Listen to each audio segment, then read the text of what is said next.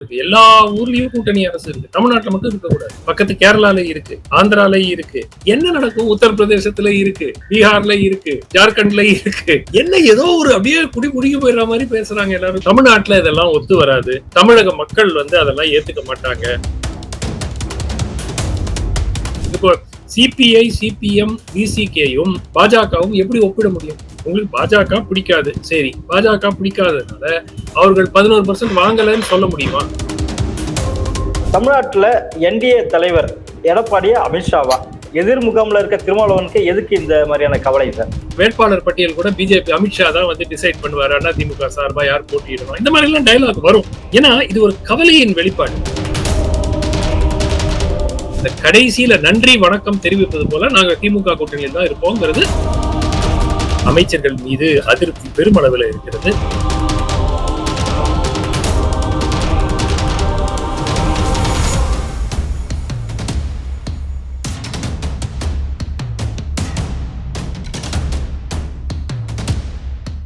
பேசு தமிழா பேசு நேயர்களுக்கு வணக்கம். இன்றைய சிறப்பு நேர்காணலுக்காக நம்முடன் இணைகிறார் அரசியல் விமர்சகர் திரு சுமன் சி ராமன் அவர்கள். வணக்கம் சார். வணக்கம் சார். அமித்ஷா கூட்டணி தொடர்பாக சிஎம் யாருங்க அப்படின்னு கேட்டதுக்கு அதிமுக தரப்பு ஒருவர் அப்படின்னு சொல்லியிருக்காரு. ஆனா இது விஷயம் பெரிய சர்ச்சையை கிளப்பி இருக்கு அப்படின்ற மாதிரி ஒரு பூதகரமான ஒரு பேச்சு தொடர்ந்து பேசிட்டே வராங்க அரசியல் நோக்கர்கள் மத்தியில. பாஜக அதிமுக கூட்டணியில அங்கம் வகிக்கக்கூடிய ஒரு தலைவர், அதாவது பாஜக இருக்க தலைவர் சிஎம் கேண்டிடேட்ஸ் அனௌன்ஸ் பண்ணணும்ன்றது ஏதாவது ஒரு விதி இருக்கா சார்? ஃபர்ஸ்ட் ஆஃப் ஆல் திரு அமித்ஷா அவர்கள் ஒரு பெரிய நீண்ட ஒரு இன்டர்வியூ கொடுத்திருக்காரு. அந்த இன்டர்வியூல ஒரு சிறிய பகுதி தான் இந்த அதிமுக பத்தி, இந்த கூட்டணி ஆட்சி இருக்குமா இருக்காதா, இந்த மாதிரி விஷயங்கள். பட் அதை ஆப்வியஸ் ரீசன்ஸுக்காக அதை ஹைலைட் பண்ண விருப்பப்படுறாங்க மீடியால. முதல்ல அதிமுக தானே முதலமைச்சர் இருப்பாருன்னு சொன்னாரு, பாஜக இருந்து முதலமைச்சர்னு சொல்லியிருந்தா நீங்க சொல்றது சர்ச்சை, கரெக்ட். எப்படிங்க அந்த மாதிரி சொல்லலாம் அப்படின்னு கேட்கலாம். அதிமுக தான் முதலமைச்சர் இருப்பாருன்னு சொல்றாரு.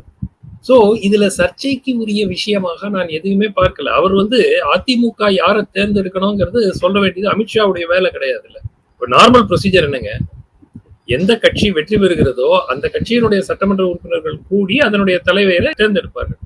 அது எடப்பாடியா தான் இருக்கும் என்று இன்றைய சூழலில் நாம் கணிக்கலாம்.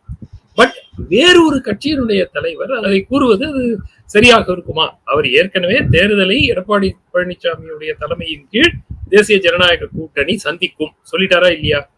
சொல்லியாச்சு. இப்ப இதுக்கு அப்புறமும் இது சர்ச்சை கூட்டணி அரசு வருமா? கூட்டணி அரசு வந்தா என்ன பெரிய தப்பு? எனக்கு இதுதான் எனக்கு புரியாத ஒரு விஷயமா இருக்கு. எல்லா ஊர்லயும் கூட்டணி அரசு இருக்கு, தமிழ்நாட்டுல மட்டும் இருக்கக்கூடாது. பக்கத்து கேரளால இருக்கு, ஆந்திரால இருக்கு, கர்நாடகால முன்னாடி இருந்துகிட்டு இருந்துச்சு. என்ன மகாராஷ்டிரால இருக்கு, என்ன நடக்கும்? உத்தரப்பிரதேசத்துல இருக்கு, பீகார்ல இருக்கு, ஜார்க்கண்ட்ல இருக்கு. என்ன ஏதோ ஒரு அப்படியே குடி குடிக்க போயிடுற மாதிரி பேசுறாங்க எல்லாரும். கூட்டணி அரசு ஒத்து வராது தமிழ்நாட்டுல. அதுல இருந்தே இது ஒரு பொலிட்டிக்கலி மோட்டிவேட்டடாக தான் நான் பாக்குறேன் சார். கூட்டணி ஆட்சிகள் என்றதுமே மற்ற கட்சிகள் பயப்பட என்ன காரணம் சார்? இந்த கூட்டணியில இருக்கவங்களே செல்லுண்டா தான் இருக்காங்க, ஆனா மற்றவர்கள் தான் பயப்படுறாங்க, என்ன காரணம்? இல்லைங்க, ரெண்டு விஷயம். ஒன்று அதிமுகவும் சரி திமுகவும் சரி கூட்டணி விரும்பவில்லை. ஆட்சியில பங்கு அவர்கள் கொடுப்பதற்கு தயாராக இல்லை. அது பல ஆண்டு காலமாக அவர்களை வெளிப்படையாக கூறியிருக்கிறார்கள். அதை எப்படி மறைக்கணும்னா, தமிழ்நாட்டுல இதெல்லாம் ஒத்து வராது, தமிழக மக்கள் அதெல்லாம் ஏத்துக்க மாட்டாங்க, அதுக்காக வாக்களிக்க மாட்டாங்க, ஏதாவது ஒரு ரீசன் சொல்லுவாங்க. பட் எல்லோருக்கும் தெரிந்தது இந்த ரெண்டு கட்சிகளுக்கும் அதிகாரத்தில் பங்கு கொடுப்பதற்கு தயாராக இல்லை. இன்னைக்கு வரைக்கும் அதுதான் நிலைமை. ஆனால் இன்றைய சூழல் மாறி இருக்கிறது. அதிமுக செல்வி ஜெயலலிதா இருந்த போது இருந்த அதிமுக கிடையாது. அவர்கள் பலவீனம் அடைந்திருக்கிறார்கள். அதை ஏற்றுக்கொள்ள வேண்டிய ஒரு நிர்பந்தம் தான் இன்று. பிளஸ் அவங்களுக்கு எதிராக ஒரு வலுவான கூட்டணி, அந்த கூட்டணியை விட்டுட்டு வெளியே வரா மாதிரி நிறைய கட்சிகள் இந்த நேரம் வரை நமக்கு தெரியவில்லை. திமுக கூட்டணியில எல்லாரும் கிட்டத்தட்ட ஒரு மாதிரி யுனைடடா தான் இருக்கிறாங்க. அந்த மாதிரி இருக்கும்போது ரியாலிட்டி என்ன இன்றைய சூழல் இருக்கிறதோ அதற்கு ஏற்றாற்போல் தான் உங்கள் அரசியல் அமைய வேண்டும். இன்னைக்கு அதே மாதிரி நாங்க கூட்டணியே வைக்க மாட்டோம், நீங்க மட்டும் சப்போர்ட். இப்போ ரெண்டாவது விஷயம், திமுக கூட்டணியில் இருக்கக்கூடிய கட்சிகள் ஒரு கட்சி கூட, திமுக கூட்டணி கட்சி 5% வாக்குக்கு மேல வாங்கக்கூடிய கட்சி கிடையாது. அது எல்லோருக்கும் தெரியும். காங்கிரஸ் கடைசி வாட்டி தனியா போட்டியிடும் போது 4.8% என்னமோ வாங்கினாங்க. அதுவும் இப்ப இருக்காங்கிறது சந்தேகம். சோ எல்லாம் மிகவும் சிறிய கட்சிகள் வாக்கு வங்கி சதவீதத்தின் அடிப்படையில். வேற இங்க பிஜேபி சமீபத்துல நீங்க 11% ஏத்துக்கல, அப்ப கூட ஒரு 7% 8% வாங்கின கட்சி தானே இது. ஒருவேளை பாட்டாளி மக்கள் கட்சி வந்தா அவர்களுக்கும் சுமார் 4-5% வாக்கு வங்கி இருக்கும். இப்போ சிபிஐ, சிபிஎம், விசிகேயும் பாஜகவும் எப்படி ஒப்பிட முடியும்? உங்களுக்கு பாஜக பிடிக்காது, சரி, பாஜக பிடிக்காததுனால அவர்கள் 11% வாங்கலன்னு சொல்ல முடியுமா? ரைட்டா? சோ நான் என்னுடைய வாதம் என்னவென்றால், கூட்டணி ஆட்சி என்பதற்கு தமிழ்நாடு தயாராக வேண்டும். அதிமுக பாஜக தேசிய ஜனநாயக கூட்டணி ஆட்சிக்கு வந்தால் கிட்டத்தட்ட உறுதியாக என்னுடைய கருத்து ஒரு கூட்டணி அரசு தான் அமையும். கூட்டணி அரசு என்றால் உடனே டெல்லி தான் எல்லாம் சொல்லி எல்லாத்தையும் கேட்பாங்கன்னு அர்த்தம் கிடையாது. ஆந்திராவில் கூட்டணி ஆட்சி இருக்கிறது. 135 எம்எல்ஏ இருக்கிறார் சந்திரபாபு நாயுடுவிடம். டிடிபி, பிஜேபி எவ்வளவு இருக்கு? 8 பேர் இருக்காங்க. இந்த 8 பேரை வச்சுதான் அவர் 135 பேர் நம்பி இருக்கிறாங்களா? இல்ல. ஆனாலும் அவர்களை அமைச்சரவையில சேர்த்து ஒரு அமைச்சர் பதவி கொடுத்திருக்காரு. பிஜேபி எம்எல்ஏ ஒருத்தர் மந்திரியா இருக்காரு ஆந்திரா. சோ இது ஒரு அதுதான் கலாச்சாரம் எல்லா ஊர்லயும். ஜார்க்கண்ட்ல கூட்டணி அரசு, ஹேமந்த் சோரன் கூட காங்கிரஸ் கட்சி இருக்கிறது, ஆர்ஜேடி இருக்கிறாங்க, சிபிஐ எம்எல் இருக்கிறாங்க, எல்லாரும் இருக்கிறாங்க. ஏங்க, இடதுசாரி கட்சிகளோட கூட்டணி வைத்திருக்கிற திமுக இடதுசாரி கட்சிகளே கூட்டணி தானே. கேரளால சிபிஎம் இருக்காங்க, சிபிஐ இருக்காங்க, ஆர்எஸ்பி இருக்கிறாங்க. சோ எல்லாமே நீங்க என்ன அடிப்படையில இந்த மாதிரி தமிழ்நாட்டுல வரவே கூடாது கூட்டணி ஆட்சி. திமுகவை பொறுத்த வரைக்கும் அவர்களுடைய கூட்டணி கட்சிகள் கிட்டத்தட்ட என்னுடைய கருத்து அவங்க கிட்டத்தட்ட ஒரு பிரான்ச் ஆபீஸ் மாதிரி தான். அவர்களுக்குன்னு ஒரு தனி இயங்கும் சக்தி அவர்களிடம் பெரிய அளவில் இல்ல. சிபிஐ, சிபிஎம் இப்போ நீங்க பாத்தீங்கன்னா திமுக சில விஷயங்களை கூட டிஃபெண்ட் பண்றதுக்கு முட்டு கொடுப்பதற்கு தயங்கக்கூடிய ஒரு சூழ்நிலையில இந்த கூட்டணி கட்சிகள் அதை செய்வாங்க. அந்த அளவுக்கு அவர்கள் திமுக மீது டிபெண்டா இருக்காங்க. முன்னாடி நம்ம பார்த்திருக்கோம், கம்யூனிஸ்ட் கட்சிகள் தேர்தலுக்கு முன்னாடி பணம் பெற்று இருக்கிறார்கள் என்பதையும் கூட நம்ம பார்த்திருக்கோம் திமுக கிட்ட இருந்து. சோ அவங்க சும்மா இருக்கிறாங்கன்னா 2 சீட்டு கொடுத்தா அவங்க சும்மா இருக்கிறாங்க. அது அவங்களுடைய விருப்பம். அதற்காக எல்லா கட்சிகளும் அதே மாதிரி இருக்கணும் அப்படிங்கிறது சொல்றது ஒரு ஏற்றுக்கொள்ள முடியாத ஒன்று. என்னை பொறுத்த வரைக்கும் தேசிய ஜனநாயக கூட்டணி தமிழ்நாட்டில் வெற்றி பெற்றால் அதிமுக கூட்டணி அரசை அமைப்பதை தவிர வேறு வழி இல்லாத ஒரு சூழ்நிலை தான் ஏற்படும். அதை இப்போ அவங்க ஏத்துக்க மாட்டாங்க. அது எல்லோருக்கும் தெரியும். தேர்தல் முடியும் வரை கூட்டணி ஆட்சிக்கு இடமே இல்லை, அதை பற்றி பேசுவதற்கு இடமே இல்லை என்றுதான் கூறுவார்கள். ஏன்னா இப்பவே கூட்டணியை ஏத்துக்கிட்டாங்கன்னா அவர்கள் ரொம்ப பலவீனமான மாதிரி சொல்லி பேச ஆரம்பிச்சிருவாங்க. ஏங்க, கூட்டணி ஆட்சிக்கும் ஒத்துக்கிட்டாங்க, சரி ஒரு 70 சீட்டு கொடுங்க அப்படின்னு பாஜக கேட்க ஆரம்பிக்கும்ல. இன்னைக்கே எடப்பாடி ஆமாங்க கூட்டணி அரசுக்கு நாங்க தயாரா இருக்கிறோம்னு ஒரு ஸ்டேட்மெண்ட் கொடுத்தாருன்னு வச்சுக்கோங்க. அவ்வளவுதான். வர்ற கட்சி எல்லாம் எனக்கு 30 சீட்டு கூட, 40 சீட்டு கூட, 50 சீட்டு கூட கேட்க ஆரம்பிச்சிருவாங்க. அதை ஏத்துக்கொள்ள மாட்டாங்க. இதெல்லாம் தே ஆர் ஜஸ்ட் ஸ்ட்ராட்டஜி. ஆனால் எடப்பாடி பழனிசாமி அவர்கள் உட்பட அதிமுகவில் பெரும்பாலான தலைவர்கள் இதை ஏற்றுக்கொள்ளக்கூடிய மனநிலைக்கு வந்துவிட்டார்கள். விருப்பத்துடன் அல்ல. அதாவது கூட்டணி வைக்கணுங்க, நம்ம அந்த கலாச்சாரத்தை தமிழ்நாட்டை உருவாக்க, அந்த காரணத்துக்காக இல்லை, வேறு வழி இல்லை. அதனால் இதுதான் நிதர்சனம். இதை ஏற்றுக்கொண்டு வேண்டும். இன்னைக்கு நம்ம ஜெயலலிதா இருந்த காலகட்டத்தில் இருந்த ஆதரவு நமக்கு இல்லை.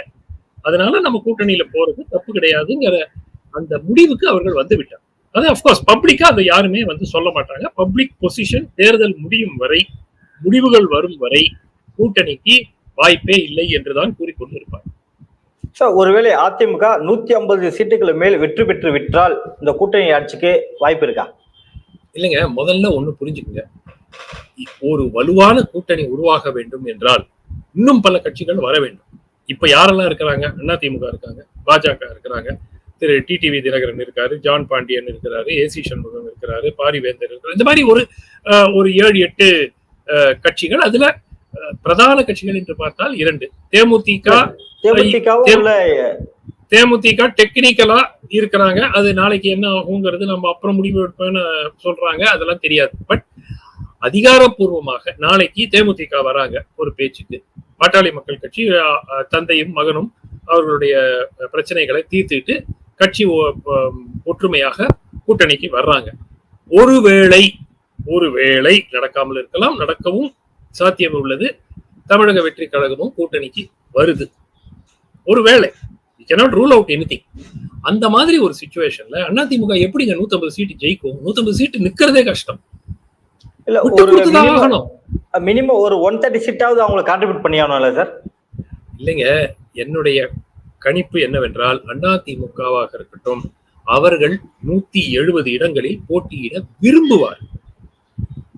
ஆனால் 170 இடங்களில் போட்டியிடுவதற்கு பாட்டாளி மக்கள் கட்சி, தேமுதிக, டிடிவி தினகரன், மற்ற சிறிய கட்சிகள் பிளஸ் பாஜக இருந்தால் 170 இடங்களில் போட்டியிடுவது சாத்தியம் இல்லை.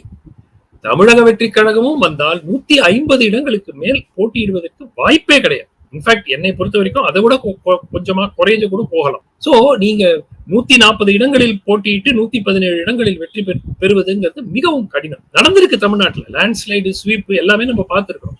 பட் என்னை பொறுத்த வரைக்கும் திமுக கூட்டணி என்பது ஒரு வலுவான கூட்டணி. அவங்க அப்படியே சுருண்டுருவாங்க கம்ப்ளீட்டா அப்படிங்கிறது இல்லை. ஒருவேளை தமிழக வெற்றி கழகமும் இந்த கூட்டணியில் இணைந்தால் நிச்சயமாக அவர்கள் வெற்றி பெறுவதற்கு வாய்ப்பு இருக்கிறது. அதுல எனக்கு மாற்று கருத்து இல்லை. ஒரு கணிசமான அளவில் வெற்றி பெறுவதற்கு வாய்ப்பு இருக்கிறது. அந்த வெற்றி இருந்தாலும் இரண்டாவது விஷயம் ஒண்ணு ஞாபகம் வச்சுக்கணும்.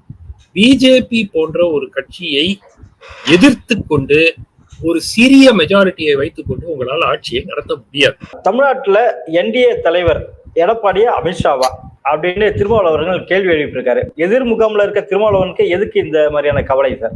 இல்லைங்க, கடந்த சில நாட்களாகவே பர்டிகுலரா திரு நயினார் நாகேந்திரன் பாஜக தலைமை பொறுப்புக்கு வந்த பிறகு எதிர் அணியில ஓரளவுக்கு ஒரு கவலை நிச்சயமாக தென்படுகிறது. ஏன்னா அண்ணாமலை தான் அவங்களுடைய ட்ரம்ப் கார்டு. தொடர்ந்து அவர் ஏதாவது ஒன்று ஏடா கூடமா பேசிடுவாரு. அதை வச்சுட்டு நம்ம அரசியல் பண்ணலாம். அதை வச்சு அந்த ரெண்டு கட்சிகளும் தொண்டர்களிடையே ஒரு இணைப்பு ஏற்படாமல் பார்த்துக்கலாம்.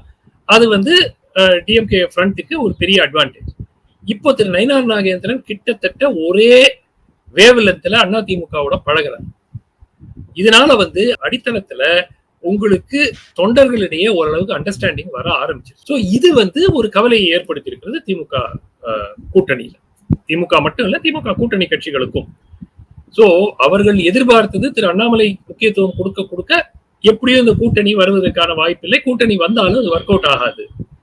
இப்போ திரு நயினார் நாகேந்திரன் வந்த பிறகு எவ்வளவுக்கு எவ்வளவு அண்ணாமலை தொடர்ந்து பேசிக் கொண்டிருந்தாரோ அவ்வளவுக்கு அவ்வளவு ஒரு சைலண்டா இருக்காரு. எதுவா இருந்தாலும் ஒரு லிமிட்டடாக ஒரு பக்குவமாக பேசிக் கொண்டிருக்கிறார். இது அடித்தளத்துல இருக்கக்கூடிய தொண்டர்களிடையே ஒரு நல்ல அண்டர்ஸ்டாண்டிங் கொண்டு போகுது. பிஜேபி தரப்புலையும் தெரியும், அதிமுக தரப்புலையும். சோ இத எப்படியாவது ஸ்பாயில் பண்ணணுங்கிறது தான் திமுக கூட்டணி கட்சிகளினுடைய நோக்கமாக இருக்கக்கூடும். அதனாலதான் இந்த மாதிரி விமர்சனங்கள், இந்த மாதிரி போக போக என்ன சொல்லுவாங்க, பிஜேபி தான் ஆட்சியில இருக்கு, அதிமுக எல்லா முடிவு, யார் போட்டி போடுற வேட்பாளர் பட்டியல் கூட பிஜேபி அமித்ஷா தான் டிசைட் பண்ணுவாரு, அதிமுக சார்பா யார் போட்டியிடணும், இந்த மாதிரி எல்லாம் டைலாக் வரும். ஏன்னா இது ஒரு கவலையின் வெளிப்பாடு. இவ்வளவு நாள் இவங்க ரெண்டு பேரும் ஒன்னா சேர மாட்டாங்க, ஒன்னா சேர்ந்தா கூட அது விளங்காம போறதுக்கு அண்ணாமலை பார்த்துப்பாருங்கிற ஒரு தைரியத்துல இருந்தாங்க. இப்போ அந்த மாதிரி ஒரு சிச்சுவேஷன் இல்ல. அதனால நிச்சயமா அவர்களுக்கு ஒரு கவலை இருக்கிறது. திரு விஜய வேற உள்ள கொண்டு வந்துருவாங்க அப்படிங்கிற ஒரு கவலை மிகப்பெரிய அளவுல. ஏன்னா அது கிட்டத்தட்ட ஒரு வின்னிங் அலையன்ஸா ஆயிடும். அதுதான் பரவலாக பார்க்கப்படுகிற கருத்து. அதிமுக பிளஸ் பாஜக plus PMK plus Vijay plus மற்ற கட்சிகள், திரு டிடிவி போன்றவர்கள் எல்லாம் சேர்ந்து விட்டால் கிட்டத்தட்ட ஒரு வின்னிங் காம்பினேஷனாக வந்து விடுமோ அப்படிங்கிற கவலை பெருமளவுல திமுக கூட்டணியிடம் இருக்கு. 234 தொகுதிகளுக்கும் நாங்கள் தகுதியானவர்கள், ஆனால் எங்களுக்கு டீ பண்ணம் கொடுத்து சமாளிச்சிடாதீங்க அப்படின்னு சொல்லிட்டு திருமாவளவன் சொல்லியிருந்தாரு. அதுக்கப்புறம் பாத்தீங்கன்னா அடுத்த ஸ்டேட்மெண்டா என்ன குழப்பம் இருந்தாலும் எங்களுக்கு சீட்டு கம்மியா கொடுத்தாலும் பரவாயில்ல, நான் திமுக கூட்டணியிலே இருப்போனோ சொல்லியிருந்தாரு. வைகை செல்வன் திருமாவளவன் சந்திப்புக்கு பிறகு பாத்தீங்கன்னா அது சாதாரண சந்திப்பா தான் சொன்னாரு. ஆனா தகவல் வெளியானது எப்படின்னா அதிமுக கூட்டணியில அவருக்கு 20 சீட் ஒதுக்கப்படும் என்ற தகவலும் வெளியாகி இருந்தது. சார் இதை மூர்த்தி எப்படி பாக்குறீங்க? இல்லைங்க, திமுக கூட்டணி கட்சிகள் திமுக விட மாட்டாங்க. ஏன்னா அவர்கள் வெளிப்படையா சொல்றது ஐடியாலஜிக்கல் சித்தாந்த ரீதியாக நாங்கள் ஒன்றிணைந்து இருக்கிறோம். அப்போ முன்னாடி ஒரு காலகட்டத்துல பிசிக திமுக கூட்டணியில இருந்துச்சு இல்ல, திமுக பாஜக கூட்டணியில இருந்துச்சு இல்ல, அப்புறம் என்ன இருக்கு? சோ இதெல்லாம் ஐடியா, அப்பப்போ என்ன வசதியோ அப்போ பேச வேண்டியதுதான். அது சித்தாந்தங்கிறதெல்லாம் என்ன அன்னைக்கு சிச்சுவேஷன் இருக்கோ அதுக்குதான். ஆனால் என்னை பொறுத்த வரைக்கும் இவர்கள் கிட்டத்தட்ட ஒரு கிளை கட்சிகளாக இயங்கிக் கொண்டிருக்கிறார்கள். They are more like branch office. Congress உங்களுக்கு சோ பத்தி தெரிஞ்சிருக்கும். சோ வந்து ஒரு காலகட்டத்தில் சொல்லுவார், காங்கிரஸ் தலைவர்களை வந்து நம்ம ஏதாவது ஒரு செய்தி சொல்லணும்னா அறிவாலயத்துலதான் அதை சொல்லணும்.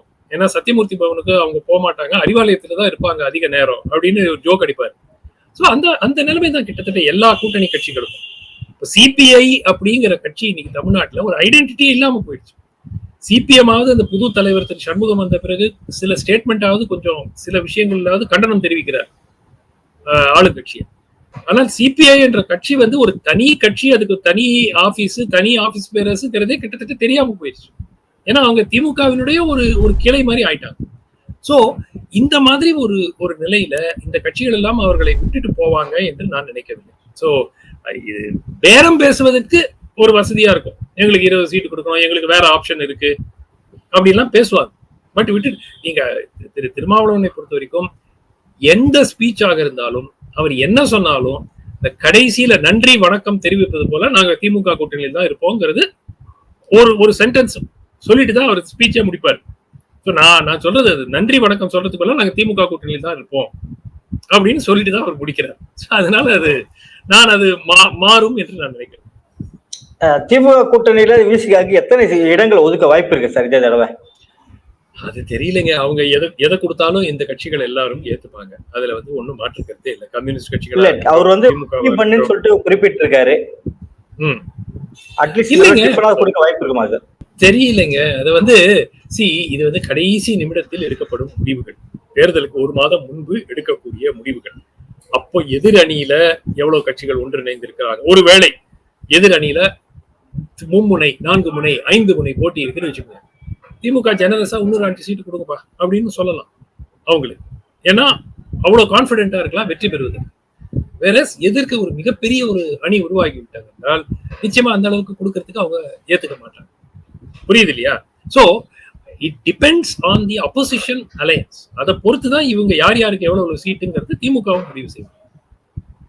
ஆனா 2011 திமுக கூட்டணியில எல்லாருக்கும் சீட்டு வந்து அதிகமாவே தான் வழங்கப்பட்டது. அந்த கூட்டணி அப்போதே தெரியும், காங்கிரஸ்க்கு 60, விசிகாவுக்கு 10, பாமகவுக்கு 30 அப்படின்னு எல்லாருமே அதிகமாக தான் வழங்கப்பட்டது. ஆனா அது எப்படி தோல்வி தழுவிச்சுன்னு இப்போ பார்த்திருப்போம். அதே நடக்க வாய்ப்பு இருக்குமா எந்த தேர்தலையும்? இல்ல அதெல்லாம் காங்கிரஸ் கொடுக்க இல்ல. காங்கிரஸுக்கு கடந்த தேர்தல் பாத்தீங்கன்னா 10 இடங்கள் ஒதுக்கப்பட்டிருது. அவங்க 60 கேட்பாங்க கண்டிப்பாக, அதாவது 50+ தான் வருவாங்க. அந்த இடத்தெல்லாம் யாருக்கு அது காங்கிரஸ் எல்லாம் அப்படி கேட்கவே மாட்டாங்க. காங்கிரஸ் எல்லாம் காங்கிரஸ்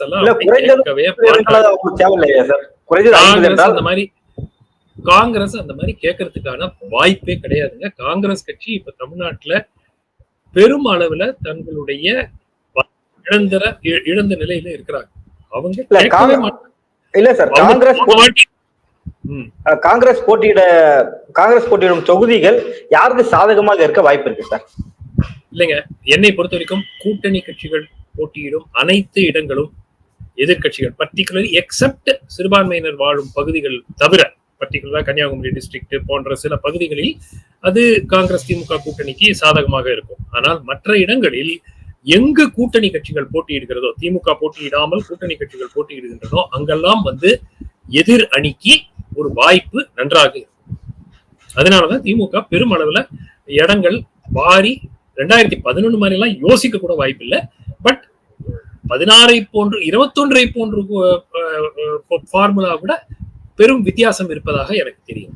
மாத்துவாங்கன்னு தெரியும். பாஜகவில் அண்ணாமலைக்கு புதிதாக ஒரு பொறுப்பு கொடுக்க போவதாக தகவலானது வெளியா இருக்கு. என்ன மாதிரியான பொறுப்பை நம்ம வந்து எதிர்பார்க்கலாம் சார்? என்னுடைய எதிர்பார்ப்பு தேசிய செயலாளர், அதாவது நேஷனல் செக்ரட்டரி, நேஷனல் பொதுச் செயலாளர் இல்ல, நேஷனல் ஜெனரல் செக்ரட்டரிங்கிறது ரொம்ப சீனியர் போஸ்ட். ஸோ அது கொடுப்பாங்கன்னு நான் எதிர்பார்க்கல. நேஷனல் செக்ரட்டரி போஸ்ட் கொடுப்பாங்க. நேஷனல் செக்ரட்டரி போஸ்ட் கொடுத்து ஏதாவது ஒரு ஸ்டேட்டுக்கு ஒரு இன்சார்ஜா கூட அந்த பிரபாகரி ஃபார் அ பர்டிகுலர் ஸ்டேட்டுக்கு போடுவாங்க. அவங்க இதுல அந்த மாதிரி போடுறதுக்கான வாய்ப்பு நிச்சயமாக இருக்கு. பட் நேஷனல் ஜெனரல் செக்ரட்டரி என்பது மிகப்பெரிய பொறுப்பு. கட்சியிலே 5 ஆண்டு காலம் தான் இருந்திருக்கிற ஒரு நபருக்கு அதை கொடுப்பாங்களான்னு எனக்கு சந்தேகம். பட் நேஷனல் செக்ரட்டரி நிறைய பேர் இருந்திருக்கிறாங்க, அந்த போஸ்ட் கொடுக்கறதுக்கு வாய்ப்பு. எடப்பாடி அவர்கள் ஜூலை 7க்கு பிறகு சுற்றுப்பயணம் செல்வதாக தகவலானது வெளியா இருக்கு.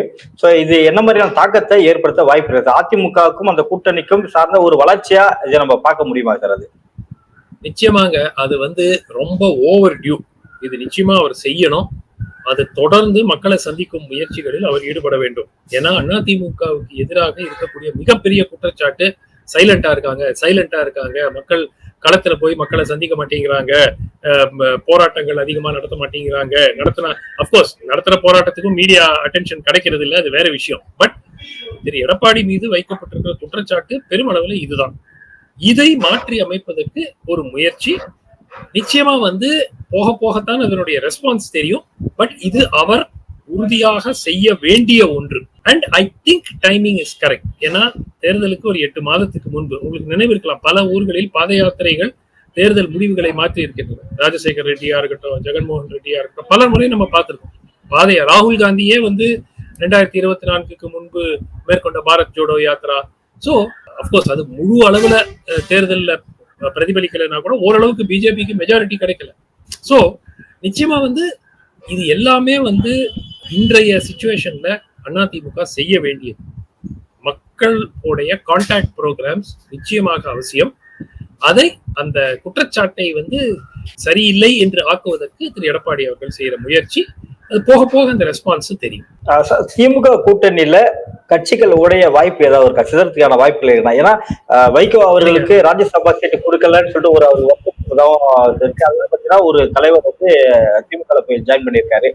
வீட்டாலையும் அவர்கள் அந்த வருஷத்தை தெளிவுபடுத்த எங்களுக்கு சீட் கேட்டு பார்த்தாங்க, திமுக தலைவரும் சொல்லியிருந்தாரு. இதெல்லாம் பார்க்கும்போது இருக்கமாவே இருப்பார்களா, இல்ல யாராவது ஒருத்தர் வெளியேறி மூடவாடியை தேடி போவார்களா? மதிமுக வெளியே போனா திமுக வருத்தப்படாது.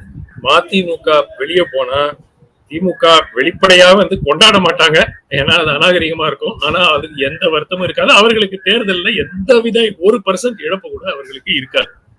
ஏன்னா மதிமுக ஒரு பெரிய ஒரு சக்தியாக இருந்து பல ஆண்டு காலம் ஆகிவிட்டது, அது இப்ப இல்ல. அதே மாதிரி விடுதலை சிறுத்தைகளை பொறுத்த வரைக்கும் அன்லஸ் ஒருவேளை பாட்டாளி மக்கள் கட்சி ஒன்றிணைந்து திமுகவுடன் கூட்டணிக்கு அவர்கள் நிர்பந்தித்து விசிகே எப்படியாவது வெளியேற்றுங்க அப்படின்னு திமுக மேல அழுத்தம் கொடுத்து அந்த மாதிரி ஏதாவது ஒரு அசாதாரண சூழ்நிலை வந்தால் தவிர விசிகேயும் வெளியே போக மாட்டாங்க. என்னை பொறுத்த வரைக்கும் திமுக கூட்டணியில் இருக்கக்கூடிய கட்சிகள் வெளியேறுவதற்கான வாய்ப்புகள் இன்றைய சூழலில் இல்லை, அன்லஸ் வேற ஏதானும் ஒரு வெளி எக்ஸ்டர்னல் போர்ஸ் இருந்தாலே தவிர அது நடக்காது. பாஜக கூட்டணியில தாவேகா இணைய வாய்ப்பு இருக்கா சார்? ஏன்னா அமித்ஷாவிடம் இந்த கேள்வி கேட்கும் போது அவர் என்ன சொன்னார்னா, கொஞ்ச காலம் வெயிட் பண்ணுங்க, தெளிவு கரெக்டா கிடைக்கும் அப்படின்ற மாதிரி ஒரு பதில பதிவு பண்ணியிருந்தாரு. இதை எப்படி பாக்குறீங்க சார்? இணைய வாய்ப்பு ஏதாவது இருக்கா தாவேகா? ரெண்டு விஷயங்க. நான் தாவேகா தரப்பு நபர்களுடன் பேசும்போது கிடைக்கிற ஃபீட்பேக், கட்சியில 2 பிரிவுகள் இருக்கின்றன. ஒரு பிரிவு தாவேகா தலைமையில் ஒரு கூட்டணி அமைக்க வேண்டும், இன்னொரு பிரிவு தாவேகா அதிமுக தேசிய ஜனநாயக கூட்டணிக்கு போய் இணைய வேண்டும். இந்த 2 பிரிவுல திரு விஜய் அவர்கள் எந்த பக்கம் இருக்கிறாருங்கிறது உறுதியாக ஒன்றும் தெரியவில்லை.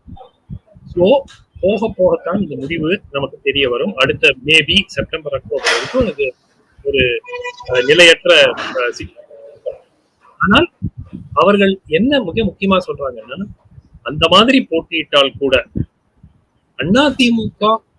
அதிமுகவில் இருக்கக்கூடிய மற்ற கட்சிகளுடன் திரு விஜய் கூட்டணியை வைத்துக் கொண்டு பாஜக போட்டியிடும் இடங்களில் ஒரு டோக்கன் கான்டெஸ்ட் இருக்கக்கூடும். பாஜக வேட்பாளர்களுக்கு எதிராக தமிழக வெற்றிக் கழகம் வேட்பாளர்கள் போட்டியிடலாம் அப்படிங்கிற மாதிரி ஒரு அரேஞ்ச்மெண்ட் கொண்டு வருவதற்கான வாய்ப்பு இருக்கிறது. சோ உதாரணத்துக்கு பாஜக ஒரு 30 இடத்துல போட்டியிடுறாங்க, ஒரு பேச்சுக்கு சொல்றாங்க, 25 இடத்துல போட்டியிடுறாங்கன்னா அந்த 25 இடத்துல தாவேகாவும் போட்டியிடும். ஆனால் அதிமுக, டிடிவி, மற்ற கட்சிகள், தேசிய ஜனநாயக கூட்டணி கட்சிகள் போட்டியிடும் இடங்களில் அவர்கள் வேட்பாளர்களை நிறுத்த மாட்டார்கள். அதே மாதிரி பாஜகவை பொறுத்த வரைக்கும் they are free to may not contest against TVK. அவர்கள் விருப்பப்பட்டால் அந்த உதாரணத்துக்கு தமிழக வெற்றிக் கழகம் 20 இடங்களோ 30 இடங்களோ அங்க அவங்க கேண்டிடேட்டை நிறுத்திக்கலாம் அப்படிங்கிற ஒரு அண்டர்ஸ்டாண்டிங். அந்த மாதிரினா it will be a friendly fight. So அது விஜய் அவர்களுக்கு ஒரு தர்ம சங்கடத்தை ஏற்படுத்தாது. ஏன்னா அவர் என்ன சொல்லியிருக்காரு, சித்தாந்த ரீதியான எதிரி பாஜக, அப்ப பாஜகவோட போய் கூட்டணி வைக்கிறீங்களான்னு கேட்பாங்க. அதை தவிர்க்கிறதுக்கு இது ஒரு வழியாக சொல்லியிருக்காங்க. பல மாநிலங்கள்ல இது நடந்திருக்கு. ஒரு கட்சி இன்னொரு கட்சியோட கூட்டணி வைக்கிறாங்க, அந்த கட்சி இன்னொரு 3வது கட்சியோட கூட்டணி இருக்கு. ஆனா இவங்க 2 பேரும் அவங்களுக்கு ஒருத்தருக்கு ஒருத்தர் எதிர்க்க போட்டியாளர்களை வேட்பாளர்களை நிறுத்துறாங்க. சோ அதுதான் இப்போ பேசப்பட்டு கொண்டிருக்கிறது. But it is too premature. இப்போ உறுதியா சொல்ல முடியுமா விஜய் சேருவாரா சேர மாட்டாருன்னா தெரியாது. அவ்வளவுதான். 2026 தேர்தல 3வது அணியா அமைய வாய்ப்பு இருக்கா சார்? 3வது அணினா டெக்னிக்கலா நாம் தமிழர் கட்சி 3வது அணி தானே. சோ டெக்னிக்கலா ஏற்கனவே போட்டிடுறாங்க. ஆமா, டெக்னிக்கலா அது ஒரு அணி தான் தனித்து. ஓகே, அப்போ நீங்க சொல்றது மூணாவது கூட்டணி. மூன்றாவது ஒரு வலுவான கூட்டணி இல்லைங்க. எனக்கு அதுதாங்க திரு விஜயோடைய முடிவை பொறுத்து இருக்கிறது. திரு விஜய் வந்து நாளைக்கே முடிவு எடுப்பாருன்னு நான் நினைக்கல. எப்படியும் இன்னும் ஒரு 2 மாதம் 3 மாதம் கால அவகாசத்துக்கு பிறகுதான் ஒரு இறுதி முடிவு எடுக்கப்படும்.